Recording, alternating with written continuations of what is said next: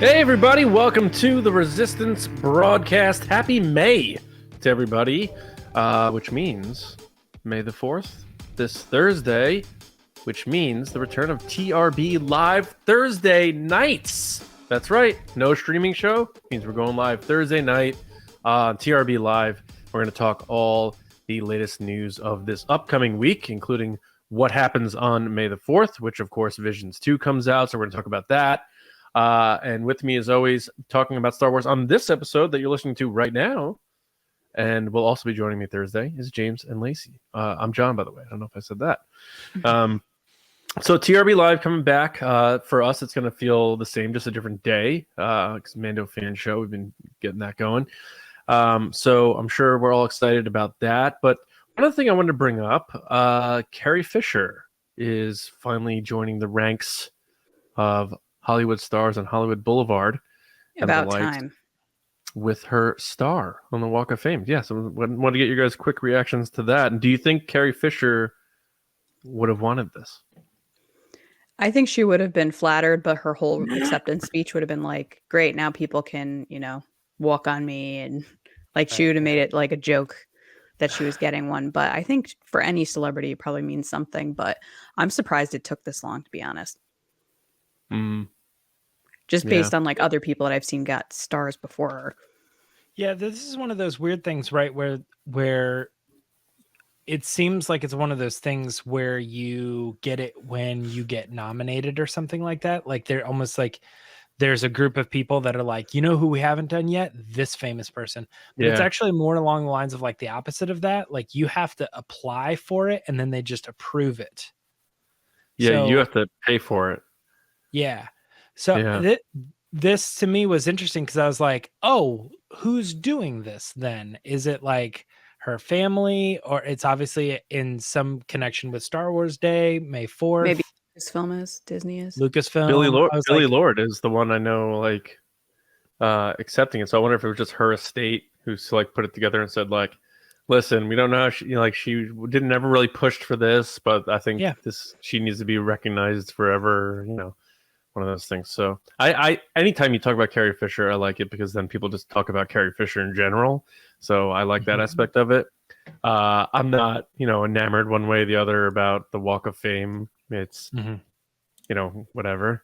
But I don't know. It makes me miss Carrie Fisher. That's my take on it. That's for sure. Yeah. I mean, it's definitely one that like now if you're there, it's a name that I might go see.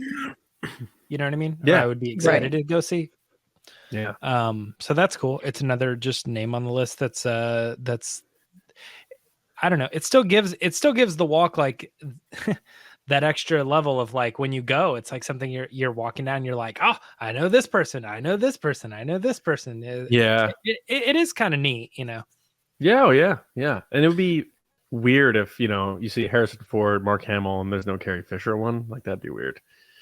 Those three are just, no matter what they are known for to other people, those three are synonymously just linked forever. But so yeah, definitely congrats to Carrie Fisher, and really do miss Carrie Fisher. Even the celebration, I'm thinking like, man, it would have been so fun if Carrie Fisher was on this panel or like walked out and talked about something borderline inappropriate, or whatever. But we do have some other names that we're going to talk about, and will these people have a star on the Walk of Fame one day? We'll see, but we're going to get into what they're up to in the Resistance Report.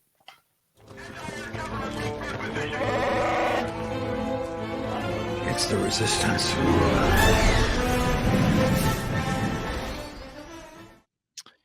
Yep. Dave Filoni. I don't know if that's who you're talking about or not, but there is always the chance that background actor with the cowboy hat does get a star one day. No, Dave Filoni was asked by Collider a couple questions that had to do with the future of Star Wars and his movie and Ahsoka and how that connects with Rebels. And while my personal opinion, I don't think we got a lot out of it. It was very interesting to see Dave Filoni talk about these things in respect to him saying things like, oh, I wrote every episode and that was a lot of work, but I know the characters well, and I knew that we were going to be able to get it done quickly, and it was going to be done the best if I just handled that, So a lot of interesting comments coming from him out of this interview. I'm actually going to start with you, Lacey. What are your thoughts on the Dave Filoni comments here? Anything stand out to you? It's funny you say interesting comments because every question he goes, "That's an interesting question." Yeah, that's like his he thing. did. I kind of noticed it. That's a great question. And then he looks at the publicist. That's an interesting question. Yeah. And he looks at the publicist and I know for stuff that came out after Celebration that he doesn't in this interview say how many episodes there are. He says that 8 to 10 is a good estimation. But then Ray Stevenson was like, "Oh, there's 8." Later on in the press line. Yeah. He said he wasn't going to say, and then in his answer was like, "I have to say probably of the 8 episodes, my favorite is, all of them," or something like that. And so he gave it away. He gave it away. How many directors did they announce? 6? 7 had to be, because then Filoni's doing 2. Yeah. He said in this, Dave Filoni said that he did more than 1 episode. So I was like, so it's the amount of directors at least plus 1. Yeah, Ray Stevenson said 8. He literally goes, "I'm not going to say what it is," and then he goes, "So out of the 8 episodes," and you're like, So there's one other director that's doing more than 1 because there's 6 total directors.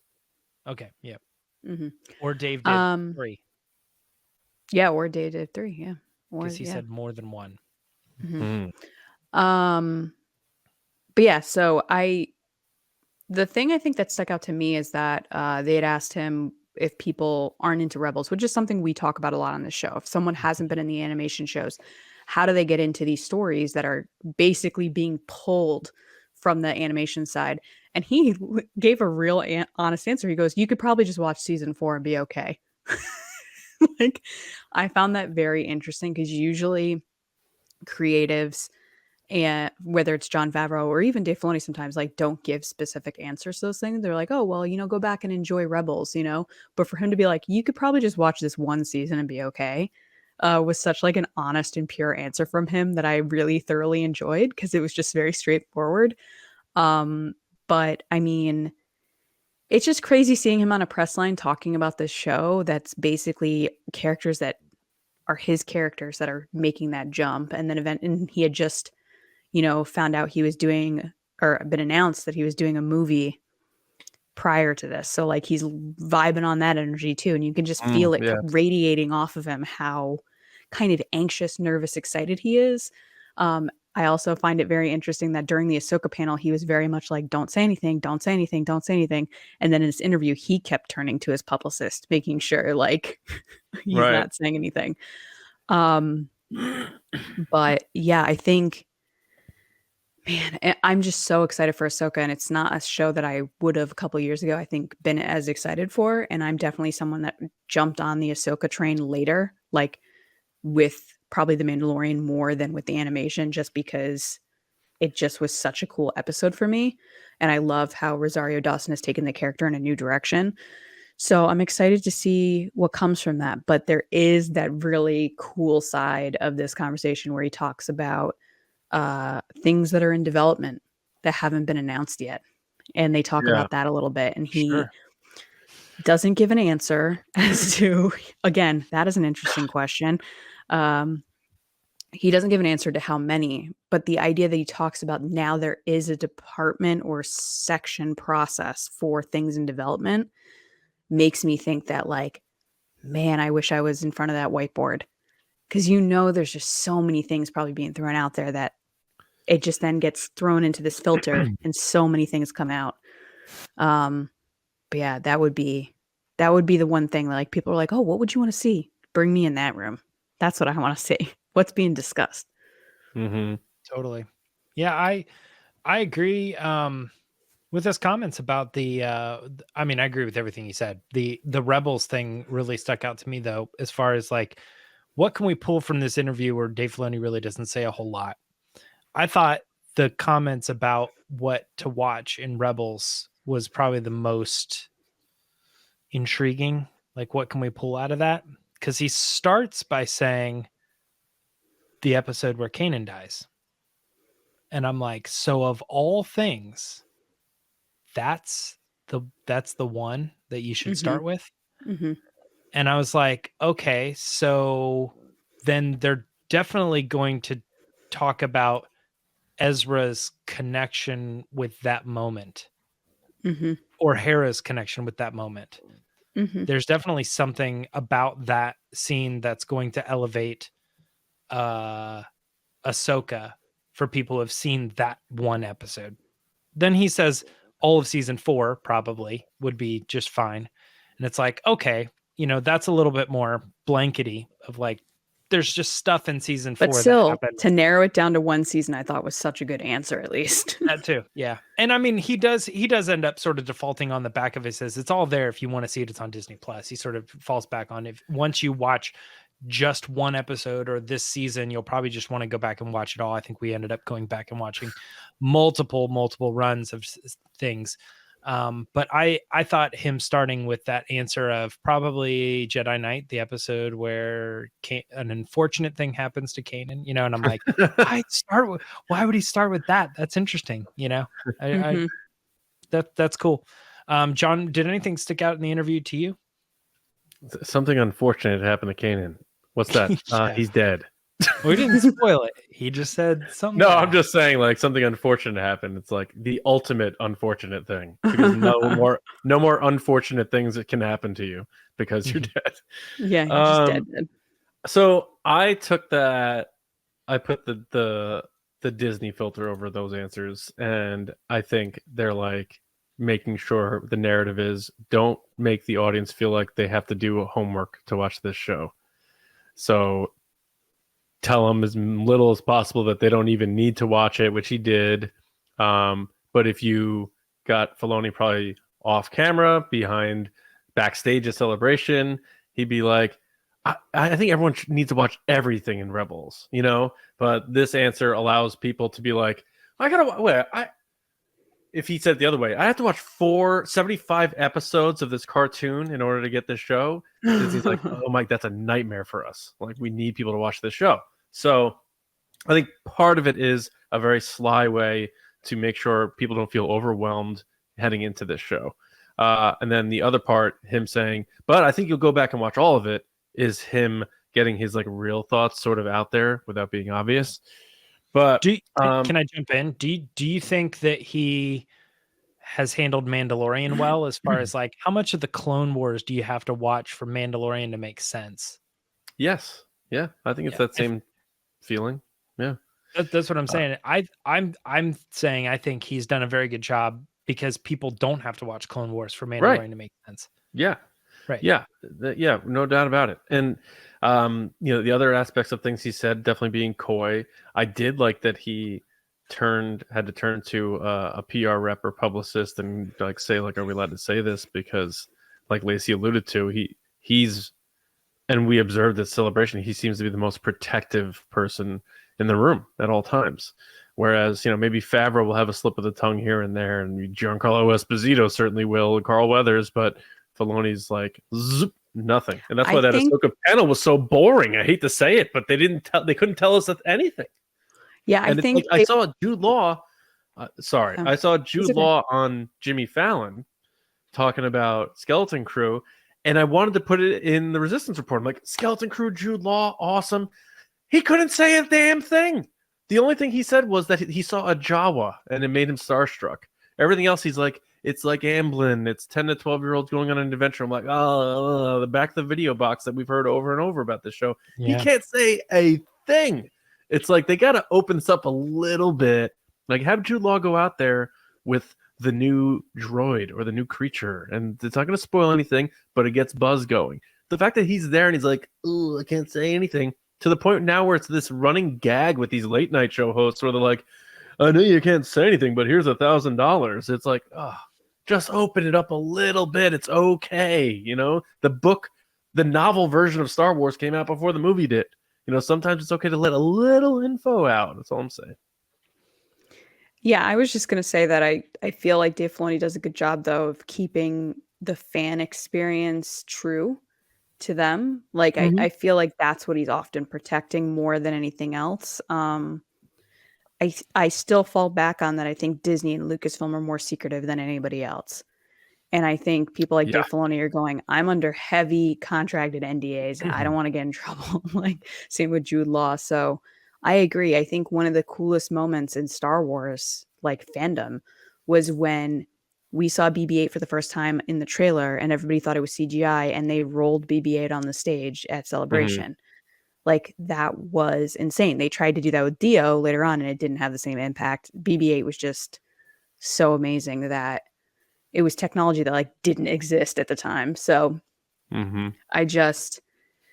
agree with you, John. I think that it doesn't hurt to give a little bit more info.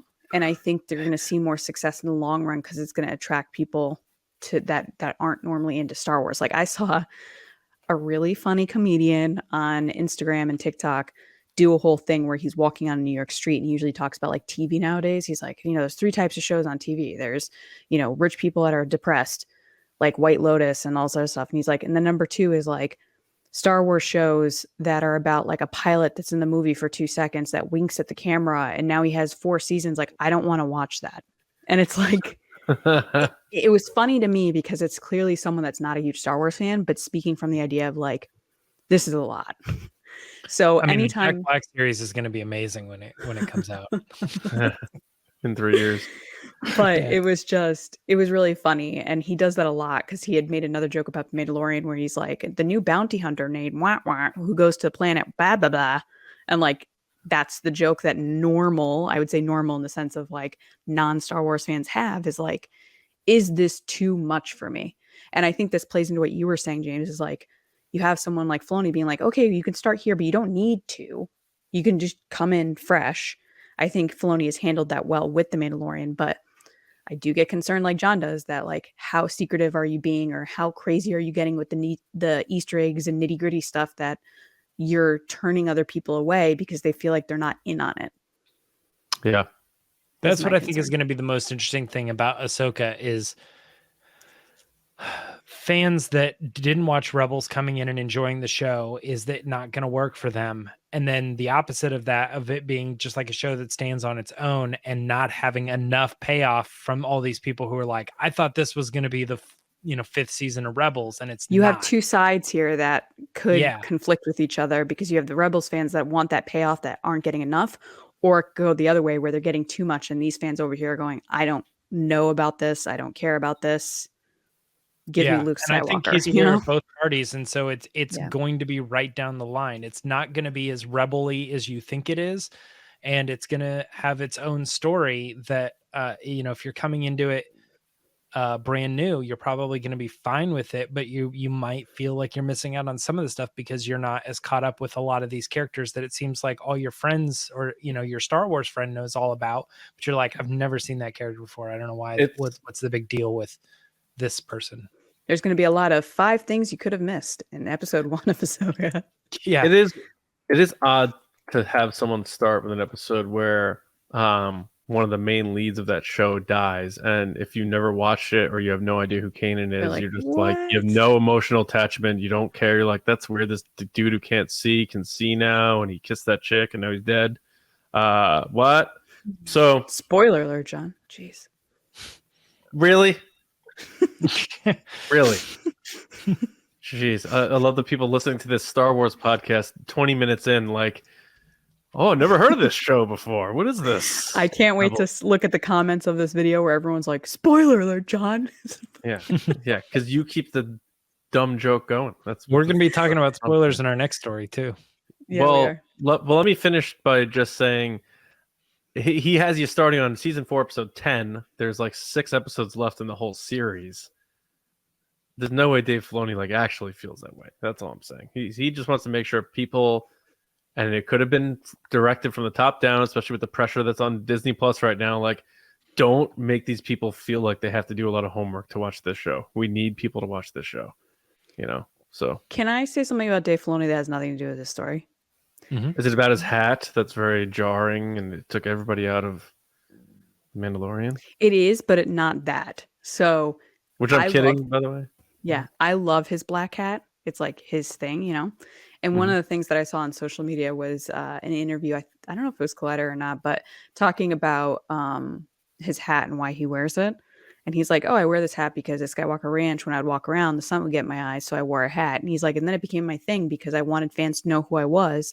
He's like, but then also when I took the hat off, I could like blend into the crowd, which made me laugh because if you watch the show You on Netflix, who's like a serial killer, where he puts a hat on and all of a sudden no one knows who he is. And like, but anyway, when I was at San Diego Comic-Con, the one time I went, Dave Filoni was standing 20 feet from me and he had his hat off. And at first I didn't recognize him. And then I looked over and I realized who it was because he was talking with the NECA people at like, they had like a Guillermo del Toro figure or something. He was talking to them and I was like, he's right. Like he takes the hat off and you don't even kind of recognize it. Probably more so now than then, but I love the hat. I hope he keeps wearing it. Yeah, it's a trademark. Good silhouette. I like the idea of the like picture where it shows it getting bigger and bigger. Like has it like Celebration 2019, Celebration 2021, Celebration 2022, Celebration, you know, or whatever. He's finally just on the stage with like one of those like ridiculous fashion hats. Everyone like, keeps posting that picture of him at Celebration where he's like the shadow. Everyone has that one picture and they're like, remember the shadow? And I'm like, I've seen it like 20 times. I've seen the shadow. Well, let's get into our next spoiler-filled story, which is that talking about the upcoming. So if you don't want to know about season Andor, 2, skip ahead. Yeah, if you haven't seen Andor, I don't know what you're doing here.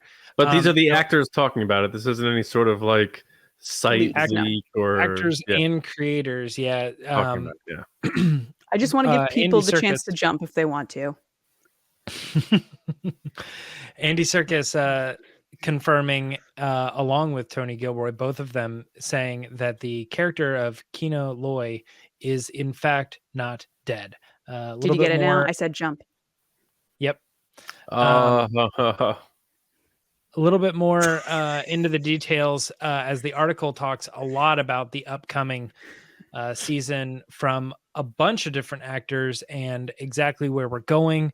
But one of that key, the probably the most pivotal information that we got out of this was the very strong likelihood that we're going to see Andy Serkis's character return in season 2 in one way or another.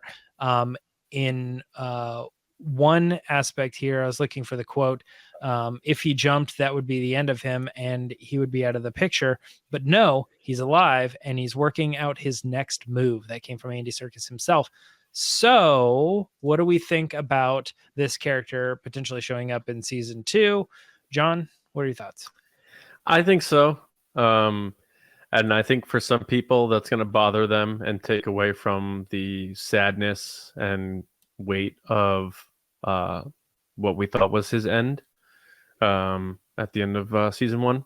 I personally am okay with that because I don't know how many more rolls of the dice we're going to get with Andy Serkis being in Star Wars, but I'm a big fan of his, and if we can get more of him, then let's do that. So that's where I'm coming from. And Gilroy's sort of trying to like he's not the type of guy who's gonna like try to mislead you, or he's not interested in that. He just wants to tell this story and stuff. So I think he's earnest when he says he didn't die.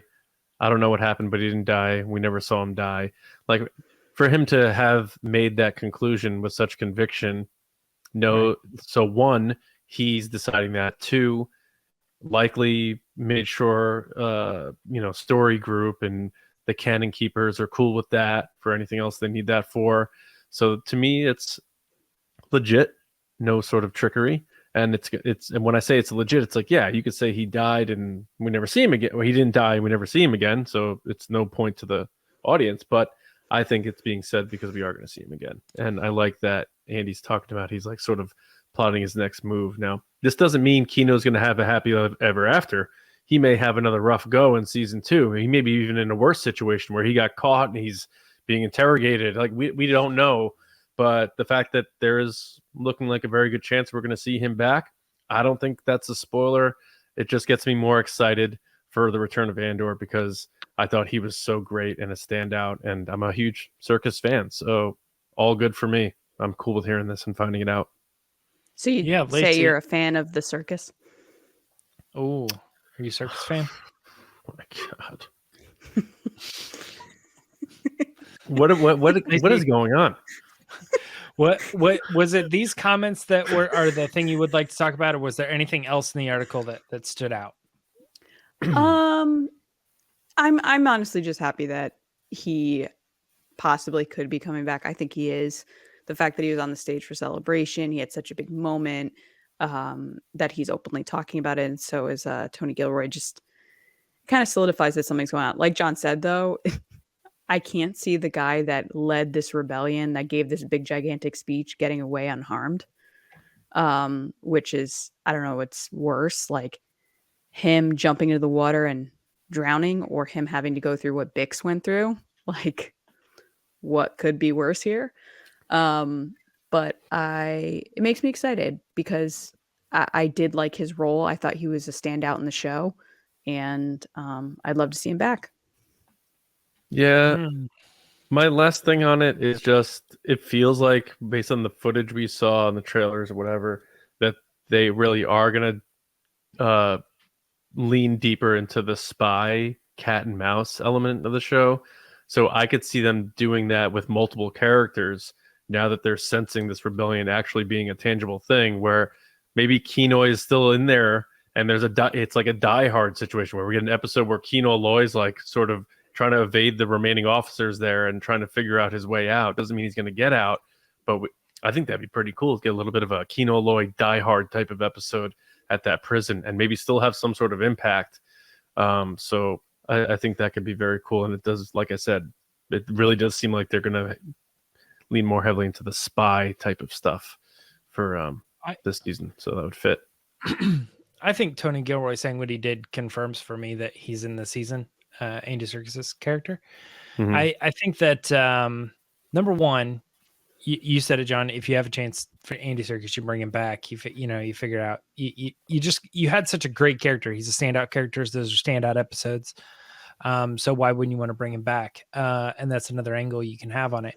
I just think that if, like, so say he's not in season 2 and Tony Gilroy already knows that, we didn't film anything, we didn't write anything for him. Why would he at this point say, well, he didn't die. I don't know what happened, but he didn't die. We never see him die. Wouldn't he want that character to have the story be that he couldn't jump? And so therefore, that was the end. That's kind of what we all thought. But him coming out and saying, no, that's not what happened, is set up, in my opinion, for what is going to happen, where the character goes from that point on. Yeah, that's how I feel. Yeah, because otherwise he's kind of bringing down his own story if that really was in fact the last we ever saw that character. The other thing that I think would kind of be interesting is, Lacey, you brought up the point of, like, I don't see anything good happening to this guy after he leads that rebellion and has that speech and everybody gets away. He can't just go back in and be like, well, hey, back guys. to work, I guess. Yeah. So my thought is, if he's still around, maybe they make him an extremely selfish character, and he is like selling out the bad guys or the good guys. Like, he's telling them, he's giving the Imperials information and playing ball with them. And maybe that's in one way how he somehow gets out of prison. Maybe I don't want to say they let him go, but you know what I mean? He like kind of is writing his own check by selling out everybody else, potentially, or something along those lines. Maybe they give him a little bit of that dynamic. I don't know. I'm interested. I loved Andor season 1. I can't wait for season 2. It's gonna be great. We have one other story here that is kind of interesting. It's a little small, but we got kind of two things, and both of them involve the next Star Wars film, which is officially confirmed now, at least from Sharmeen Obaid-Chinoy, saying in an interview that her film is the next film, the one with Rey. She talks a little bit about how she's excited and how she has, she came from here and she just keeps moving up. Nothing's going to stop her, all this stuff. So she's kind of speaking herself up in that. And we have another story that connects John Boyega to this movie. So I'm interested to see where we go and what were the standouts from these kind of two particular stories that involve the same thing. Lacey, I'm starting with you. What are your thoughts on the director's comments as well as the John Roca hot mic exclusive that John Boyega is in fact returning for that movie? Yeah, so the director comments were pretty straightforward. I don't think there were anything that she didn't say in the panel itself. She was very much like, this movie's focused on Rey. It's the new Jedi Order. She did go into saying how her career has consisted showing women kind of breaking the glass ceiling and telling their stories and stuff like that, which is, you know, exciting from my own personal perspectives, but also for the idea of Rey, because I feel like I've said this before, her story didn't really get told. It was kind of just intertwined with wrapping up Luke Skywalker, Leia, and Han's stories, and Ben Solo's story, really. So this is a chance for them to expand on her and let her have her own adventure and truly be even more of the hero than she was in the sequel trilogy, which is exciting. Plus Daisy's back, which is always like, you know, it's a dream come true for me. It was the one thing that like I thought they would never announce, which they did. It's absolutely insane. I still see videos of that and I just cringe. I was like, oh my god, shut up. So annoying. I'm talking about myself, by the way, not the videos. Yeah. Just so people aren't Not Daisy Ridley. Daisy Ridley is not annoying. No, I am. Lacey Gilleran. So the other piece of this, so I thought that was pretty straightforward. There's nothing new there. It was very much like, oh, this is happening. It's nice to see it kind of re-said in a video form compared to like the panel, which was obviously not streamed or anything. So to have her put it out there was great. Not surprising that it's the next movie. I think we all assume that, which leads me into the next thing with the Hot Mic podcast with John Roca and Jeff Snyder. People thought that Jeff said this, but he didn't. It was John Roca who said that his sources are telling him that John Boyega is back. This is awesome. I'm super pumped about this, but I feel like to me, this is a no-brainer. I really thought that this was just like an obvious thing that from the moment this was announced, we were talking about this collectively, the three of us. And I was like, John has to be coming back. He has to be. You can't tell Daisy's story and without John being there. You know, Rey and Finn's story go together. Like he also is force sensitive. They basically said that in the movie and then also say it in like the Lego movie that he's now like training to be a Jedi. So it would just make sense to bring John back. I don't think he just did. Who did he do? He just did some movie that was really, really well, like critically acclaimed movie. I'll look it up. You go for it. Yeah, but I don't think he's busy besides that. So I'd love to see him come back and get back into Star Wars and play the Jedi that he always wanted to play from TFA. Yeah, that's the thing with Boyega is like. A lot of people, I guess, didn't pick up on this or whatever about his force sensitivity in The Rise of Skywalker. I feel like they were very clear about it multiple times in the movie. The Woman King is the movie he was in. Yeah, I was waiting for John to. Yeah, the Woman King is the most recent thing that he's done, which was I think very fairly critically acclaimed. Yeah. Yeah. So that's the path his character's on. That's the direction he's going. So can you imagine him saying no to this next movie, which will finally put him in his character in the place that he was always hoping his character would be in? Like, I can't see that, especially let alone like whatever the compensation for doing the role is. Let's leave that aside and just get to John Boyega, 2014, super hyped on being in Star Wars, has that big poster with the lightsaber and the trailer. He's got it and all that stuff. Him jumping over the couch. Yeah, boy. Yeah, trying to like rechannel that and knowing whenever he had, because we had heard, you know, John Boyega has met with Kathleen Kennedy and they buried the hatchet and things are better now and blah, blah, blah. And this was like a year or so ago. So maybe these conversations have been happening back then because Kathleen Kennedy in that IGN interview said this is something we've been working on for a couple of years. Which was the time Daisy was going for lunch, by the way. Which was last year. And I think Boyega's thing was the year before. You know, he was involved with a lot of the protests going on and he was a very public figure at that point. And a lot of that stuff resurfaced about what he went through in the sequel trilogy. And that's when Kathleen Kennedy, I think, brought him in. They had that talk, and I think that's how things started getting better. So I agree. This seems like a no-brainer to me. We got to call it a rumor because it was just said by Roke on his podcast, but I don't think he would put himself out there if he didn't believe it. So I'm hoping. It's funny because last week we talked about, do you think it'd be a surprise reveal? And Lacey was like, they won't be able to keep a lid on it. And then John Roker comes out and he's like, hey, I heard from my sources that John Boyega's coming back. So here you go. We're already 2 years away from Celebration. And now it's becoming one of those things like maybe it's going to end up like a Liam Neeson thing where it's like, they could announce it this summer. Yeah, they could announce it this summer at San Diego Comic-Con or D23. Boyega may have to, for a while, do the Liam Neeson thing and say, happy for Daisy. They know how to reach me. You know, he could do one of those things. I think he'd be better at it. The Lars Mikkelsen. Yeah, right. So I like that. I like the confirmation by the director. I know we've all been assuming that the Rey Skywalker movie would be next, but her saying I'm doing the next Star Wars movie to me is confirmation because she's the person making the movie. And she also affirmed that this is Rey's story. This isn't, here's an ensemble movie. Rey's going to be a part of it, but then we're also going to have this and some Mandalorians and this over here. She's the Obi-Wan. I'm going to introduce you later to the other three that are actually the leads. Or just the full passing of the baton from the legacy characters to you. Now this is your trilogy. Adventure. You know? Yeah. So I like that as well. So all good signs here. I'm eager to see what they come up with. Because I don't think I've seen the Miss Marvel stuff that she did, so I'd have to check those out to see her directing style. Because I definitely have not watched her documentaries.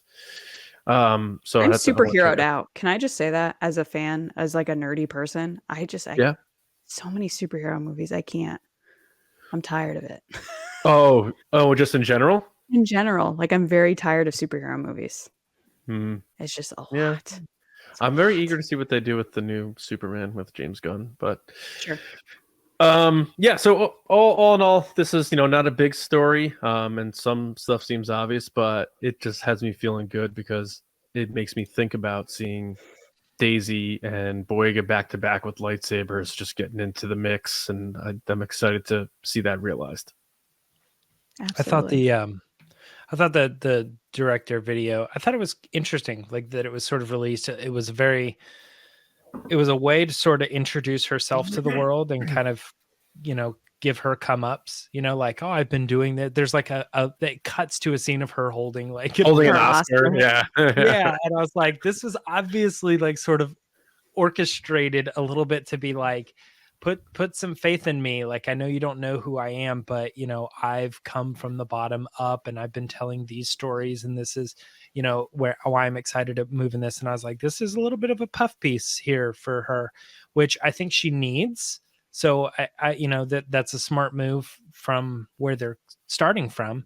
And there was the stuff about the John Boyega thing I thought was interesting, just because of the perspective of like those meetings that they had a year ago that we were mentioning earlier. Like, it's one of those things, like John says, I will come back if the story actually has me being a Jedi, that kind of thing. Like, that is the thing that's going to get me to come back. I don't know if it's like a story thing or not. Like, now are they writing a Star Wars movie based on just like wanting John Boyega to be part of the movie?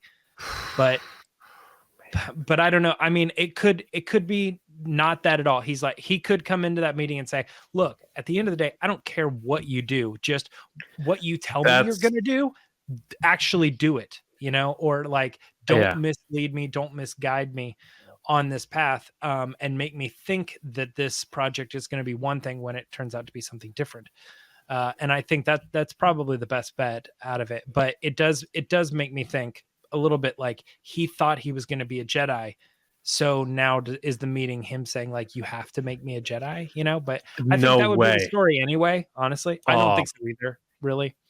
That would be one disappointing to hear, because I don't think any actor is bigger than Star Wars. I don't think they ever should be, where they're making demands like that. Like, Mark Hamill was very vocal about not liking the path that Luke took in The Last Jedi, and he said, "This isn't my character. It doesn't belong to me. I'm just its vehicle."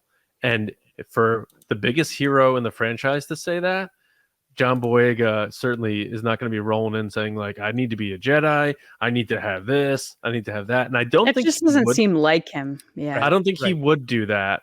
So I'm hoping that's not what happened. But I could also at the same time seeing Disney being fully, especially if this was happening 3 years ago, being fully aware of like his experience, the stuff he heard online, how he was treated by fans after, a lot of that, and how he felt Disney treated it, and the posters in Asia, a lot of that stuff. They want to make sure they do it right. So that could be their angle on it. It doesn't mean he's demanding that, but he'll be like, "Oh, you're coming up with this story, and this is where Finn's at. Not only does that make sense, but I love it, and I'm all in. So I wanted to come back because Daisy's coming back, and I always said I'd come back if she came back. But you're giving me this. Give me the paper now. Let me sign it right now." Out of pure curiosity on this story, do you think J.J. Abrams will be a producer in any capacity? No, I think he's moved on. Yeah, I think he signed that deal with Warner too. I mean, I guess Theme I just thought parks and stuff. Yeah. it might be one of those like lunch producers, get his name involved. It's his characters. I'm going to be honest. I don't think he had a good experience coming out of The Rise of Skywalker. From the interviews where he would be on stage and he'd be like, people would be like, "Everyone hates your movie. What is your reaction?" And his reaction is like, they're allowed to feel that way. Like, that's their choice. It's a personal reaction. You know, multimedia is a personal experience. Who would want to be in that? That's why I'm so boggled that Rian Johnson's constantly like, "I want to come back." I'm like, why, man? Why? Why do you want to be harassed like that? Like, I get it. It's Star Wars, but he's killing it in Netflix with these Knives Out series. So I'm just like, why would you want to put yourself in that situation again?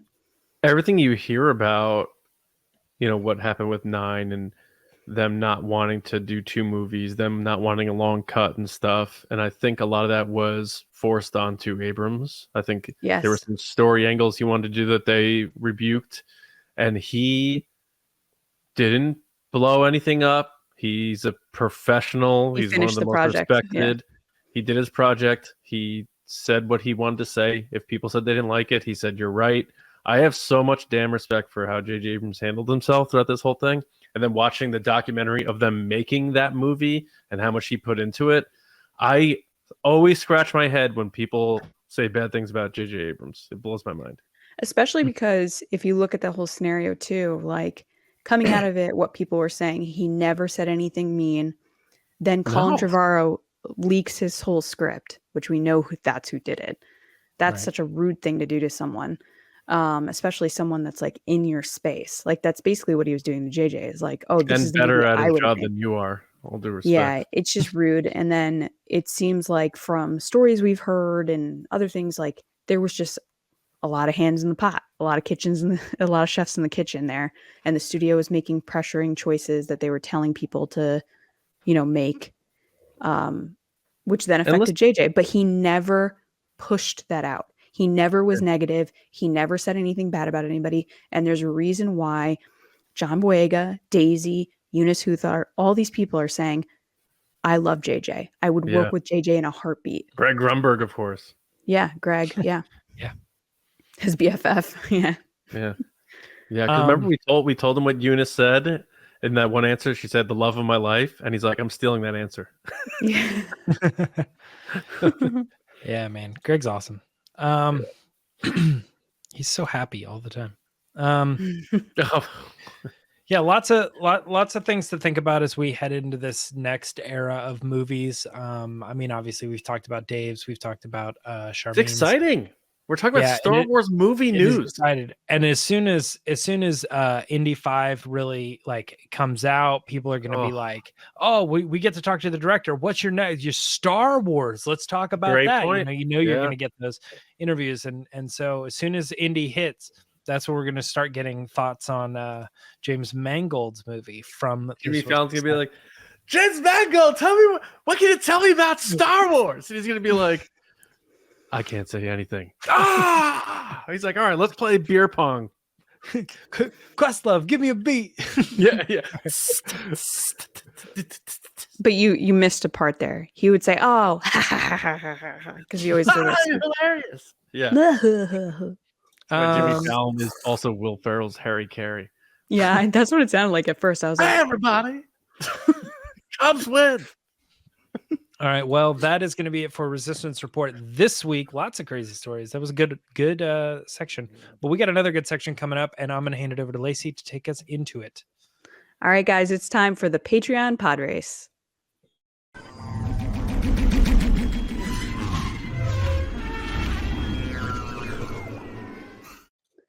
All right, guys, you know the deal. There are lots of ways you can support us. You can subscribe on YouTube. We're growing the channel there. We appreciate it. We're almost over 2,000 subscribers. We're getting there. You can follow us on all the audio platforms like Spotify Podcasts and Apple Podcasts. Please leave us a review if you get a chance. And on social media at TRB Podcasts. So we recently changed all the handles, so they're all the same. TRB Podcasts. You can easily find us. But if you want more than that, and you want to become a part of the Resistance and support what we're doing here, you can head over to patreon.com/resistance broadcast. Starting at just $5 a month, you get to be a part of the community. You get to engage with the shows, live streams, weekly exclusive videos, and much, much more. This is the part of the show that we let our generals and spice runners take part. We ask them a question, they give us their answer, and we discuss. But before we do that, I do want to thank those people. So thank you to our generals: Carmelo, John RISI, Jetta Rosewater, Frank Grande, Darth Hurricane, Nick Kratz, Christian Morales, Brian Smith, Matt Chitty, Danny, Mike Mori, Matt Heath, Brendan McLaughlin, Count Pepto, Sneaky Zebra, Paul Sullivan, Aaron Allington, Diana, Mike Harrison, Chris White, Colin Cormier, Haas Aslam, Ryan WAARA, Jolton Jedi DiMaggio, which is just the best name. Thank you guys so much. And our Spice Runners: David Probus, Neil Shaw, Kendall GELNER, Dave HORNAK, Thomas Hennessy, Andrew Staley, Jeremy Myers, and Michael Fry.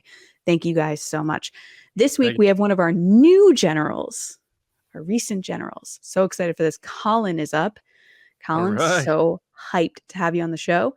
So his first pod race is, do you think Anakin's fall to the dark side would have changed Qui-Gon's belief that he was the chosen one? Colin, take it away. Hello, Resistance team. So I've been thinking about this question, and I'm gonna say no, only because if you were to look at, especially like the Kenobi series, Qui-Gon had, only showed himself to Obi-Wan, once, and that was when Luke was 10. If Anakin's fall to the dark side had actually changed anything about Qui-Gon's opinion on him, I think he probably would have showed himself to Obi-Wan a lot sooner than just when Luke was 10, if that makes sense. But if he was still alive, I think the answer still would be no. But yeah, that's my answer. Thanks. Awesome job, Colin. Way to go. John, what'd you think? I like that Colin is, Qui-Gon, you had told us, is your favorite character. And I like that you believe in him so much that he would stand by the prophecy, regardless of what happened. So I wasn't sure how you were going to answer that. I bet, Qui-Gon's such a complex character who toes that line of the rules that I bet a lot of Qui-Gon fans might answer this differently. So I like that you think, though, that he still believes that Anakin is the chosen one, even though the path that he's on currently doesn't seem like it will take us there. And I'm not saying it means Anakin had to go through this to get to that end point with Luke and the Emperor, but he still got there. So I don't know. It's interesting. The prophecy is something, it's definitely something to be debated, but in the end, I liked your answer because you're sticking by Qui-Gon's conviction about the prophecy. So, and great job, man. First of all, yeah, more importantly than that, thanks for all the support. Way to go on the pod race. You did such a great job. It's nice to see your face and you've been a welcome addition to our community. So thanks a lot. Really appreciate it. And awesome job, man. James? Yeah, Colin, it's also one of those things too. Like sometimes it's we just appreciate the fact that you actually just are like you're gonna do it. Like you're gonna pull out the camera and get on, record yourself, send it over, and just appear in the episode just in general. That's awesome, and thank you for doing that as well. As far as your answer go, I think you're exactly right. And I don't think Qui-Gon would have changed his mind. I think what would be really interesting is this like alternative reality where we get to see what would happen if Qui-Gon won that fight against Darth Maul, and sort of see like this comic what if or something. I think that would be such an interesting story.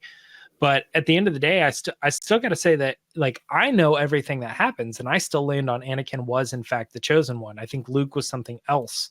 I think Obi-Wan is wrong about Luke being the chosen one. I think Obi-Wan just needed his own version of what Qui-Gon had, but I think Qui-Gon was right about Purpose, it. Yeah. So I think that Qui-Gon throughout it all, even when he's in like the cosmic force world or whatever, I think he still just sees the whole picture and he goes like, man, I nailed it. I was right. Anakin is and ultimately is like the focal point of the force. He is the chosen one. There is this bigger story. And I'm not really focused about that. That's not my purpose anymore. Like he just leans into Obi-Wan and following Obi-Wan and helping him. So I think that's where we're at. But again, I think you're right on the answer. Thank you for becoming a general, and thank you for doing the pod race. Awesome. Colin, you did an amazing job. I think these guys wrapped it up perfectly. I don't think I could answer or add anything else. I think you know Qui-Gon very well, and I think this question was perfect for you. I don't know if I agree that Anakin is the chosen one. However, I do like your answer. But thank you so much. So now we're going to head back to John. All right, yeah. I'm just going to close this episode out with a casual open chat. We haven't done one of these in a while. And we will be shifting Mondays back to our discussion episodes. So you're going to get your Will of the Force, your One of the Force, your main topic discussions, resistance transmissions coming back on Mondays.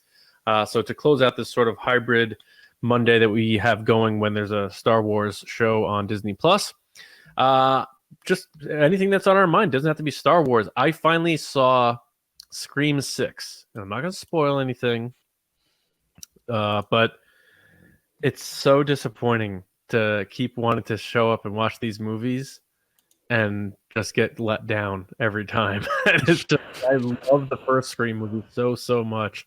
And I feel like now it's at the point where fans and the people who are making the movies, who it's not Wes Craven and Kevin Williamson anymore, but the Ready or Not crew are doing it. It's like they're chasing the high of how clever the first one was, and they haven't been able to hit it. And they still make money and stuff, and I'll still watch them. But this is the first one I didn't go see in the theater, and it was sort of disappointing. So it makes me think of Star Wars in a bit, because I don't think Star Wars is chasing anything like that. I think Star Wars is still very viable, and it's like when a successful band is still around for years but still making like good records or something. So I don't know if you guys aren't really into Scream that much, but No, I've never seen one. But you've probably had movie franchises or something where you're like, man, it's just bad now. And like that, I feel that way about like the Jurassic Park movies and stuff, Jurassic Worlds and stuff like that. It's like, I get why they keep making them, but at some point I think people have to admit like these things are getting rough. I didn't see past the second Jurassic World. That one ended it for me. I was like, I have no interest in this. Me too. It was so bad. The whole house thing where they're like raffling off dinosaurs and the turns out they retconned and said Hammond had a second partner, and the reason why they actually did it was to eventually clone humans. I'm like, oh my god, that is so bad. I hated it so much, and it makes me hate it more because it's Colin Trevorrow and everything he did to J.J. Abrams. So, you know what was a really weird thing about that auction thing is I wanted to be like, well, this is kind of dumb, but I could not just mentally get over how little they were selling those dinosaurs for. Like it was this secret like $30 million. Crazy, what? Less than way less than that. Like really? $10,000. No. Yes, it was incredibly low. Like I was just like astonished. I'm like they have these dinosaurs and it's like this secret, super secret. They're like Bitcoin's more expensive than this dinosaur. Yes. Like, and the guy's just like, he's like, oh my God, we're gonna be so rich because they've sold like 20 dinosaurs at this point, and it's like $700,000 or something. I'm like, that's it. That's like you like With a raised ranch in Fairfield County. I feel like if you cut off the foot of one of these dinosaurs, it would go more than $1 million. You know, like yeah, it was just incredible how this guy was so excited about making so much money from this auction. And I'm like, that's not a lot of money, man. I don't know what you're doing, but you're doing it wrong. Well, I have to say that I think franchise-wise, the Harry Potter franchise like should have ended with the Harry Potter movies. And when they started going into that Newt stuff, I was like, no interest. And those what didn't do you do think well. about the series that they're going to do of it? I think it's too early. I don't think it's been long enough. And I think that the movies were so perfect that why are you trying to make a show now? Oh, right. Money. Don't you think they should bring them back though, like older, later? Well, they do that in the play. But I mean, the movies. Like, don't you think that'll happen? Sort of like the Force Awakens version of Harry Potter. Right. I'm saying in the play that came out, the book that J.K. Rowling wrote, they do come back and they're older. It's about their kids. Yeah, but I want like the main actors back in a movie doing that. I mean, I think that would be interesting. I think the thing for me, but I think they're around, right, in that book. Huh? What? Like, I don't know the story of the sequel book, but I the feel sequel like book is literally Back to the Future. The kid goes back in the future and starts messing with everything, and then they start like erasing what had happened and all this other stuff. It's like literally Back to the Future. Oh wow. Weird. Their kid Severus goes back in time and like changes stuff. But that being said, I think for me, as someone that's a big Hunger Games fan outside of Star Wars, the new prequel Hunger Games movies are coming out. And I didn't read the prequel book because I was like, why do I need to know what President Snow was like when he was younger? Because he's a terrible person. Like, I don't need to know what he was like. I don't know what the kind of like the intention is with that, with the new, like, oh, we got to learn what villains are thinking. And I'm like, sometimes you don't. Sometimes villains can just be bad guys. Yep. But the new movie is starring that girl Rachel from West Side Story. Okay. So I'm excited to see what comes out of that. But like, I'm kind of nervous because it has so much expectation, you know, because Jennifer Lawrence and like all the people for the Is original she supposed series. to be like a parent to her or something like that? Or no connection? My understanding is that she's the first tribute from 12. So I still haven't seen those movies. I got to see those things. You haven't seen Hunger Games? No. Well, Hunger Games is basically Running Man and Battle Royale mixed together. So if you've I like seen Running both, Man. either of those, that's what, when I saw Hunger Games, I hadn't seen Running Man, and Matt got mad at me because he's an Arnold fan. And he was like, "This is basically Running Man," and like got like really mad. So it's basically that and Battle Royale from Japan. What? Right. I'm curious if like they would hold up without all of the like grandeur, cultural success. Yeah, exactly. Around. I think they do. And then they made books after? No, the books came first. He's joking. He's pulling their heads. Well, the funny thing is, though, the first two books came before the movies. The third book she wrote, Suzanne Collins from Newtown, Connecticut, wrote the third book after she had already gotten the rights to the movies. So I feel like she phoned it in on the last book. I strongly believe that. I strongly believe that she was just like, I'm just going to kill everybody and whatever. Whoa, spoilers! Now I can't watch it. I said everybody, so now you don't know who it is. I'm going to assume everybody. Everybody does not die. James just spoiled it for you. I was just lying. No. You said everybody did die, and I said everybody did not die. So who does die? Anyway, long story short is what I'm saying is I'm excited that the Hunger Games is coming back in a sense, but I'm nervous to see what they do with it because I don't want them to like, but it does have the director of Catching Fire and Mockingjay as the director of these. So, you know, my favorite. That didn't work for Harry Potter, though. I know. What? Brought back David. My favorite Yates. Hunger Game out of all of them. Okay. My favorite one? What? No, John's Hungry Hippos. Yeah. a good That's the Hunger Games. best you could. That's the best you could do. That's the. You Do you want remember to the try jokes again? you made earlier in this episode? Do Do you want to try again? you remember the jokes you made earlier? My in this favorite episode? Hunger Games book is Catching Fire, by the way, and that is the best movie. Yeah, it's the best movie for sure. Right on. All right. Well, it's nice to know that I have movies to If watch. I could whistle, I'd do it. You have to Tron Legacy is what you need to do. Yeah, you do. But again, you guys said it's like music is the only good part. So should I just? Listen I've to the never soundtrack? said that. What we should Lacey do. says music is the best part, but we both love the movie. What we should do is we should start a podcast where every week one of us picks a movie or a TV show episode to watch, and the other two have to watch it, and then you discuss. Are you gonna watch the rest of the Indiana Jones movies? If you told her to. I've seen them. All of them? Yes. Oh, all right.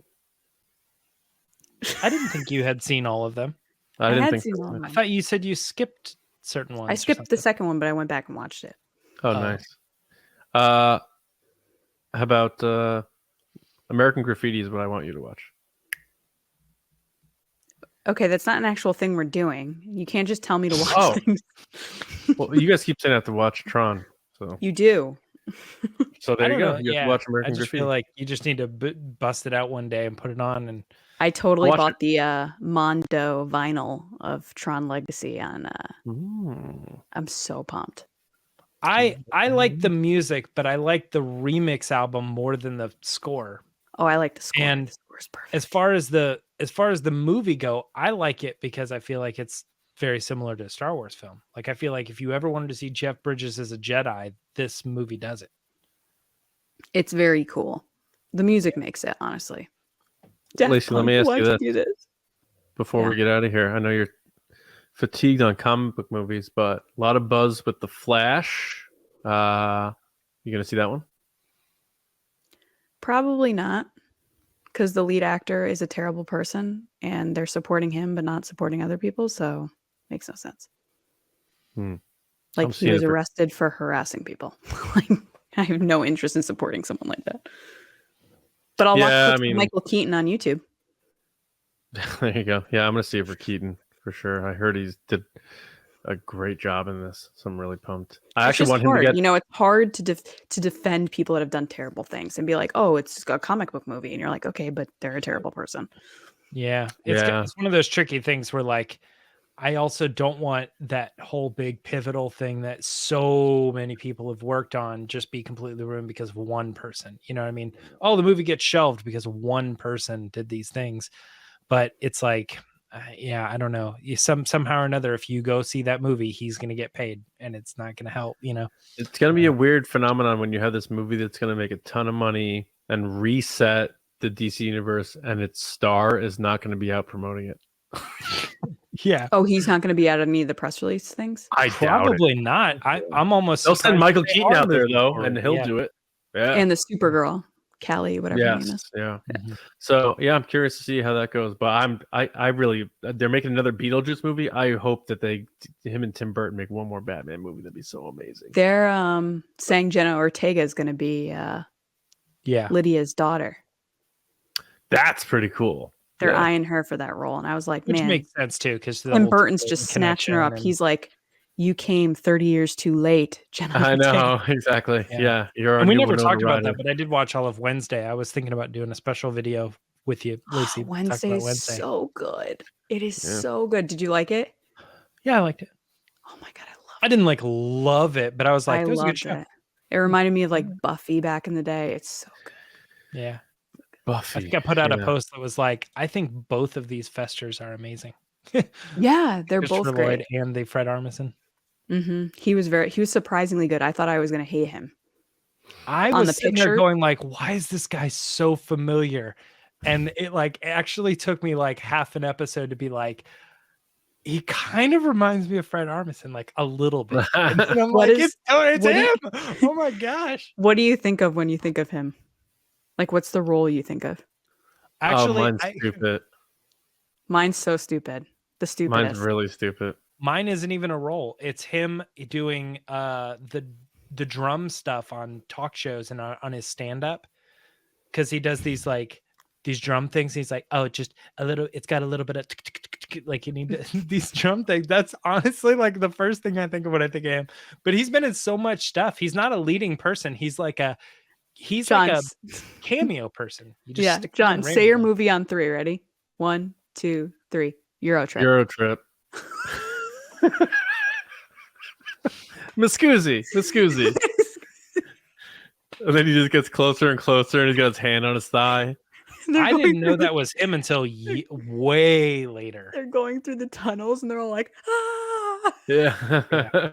That was one of those things where like I feel like my first experience with Fred Armisen came way later, and then I was like, that was him in Eurotrip. He's the Muscoozy guy. And I had to like go back and I be knew like, as oh soon my as gosh, you said that was him. You said it's so stupid. I was like, it is stupid. I know you're thinking the same thing I am.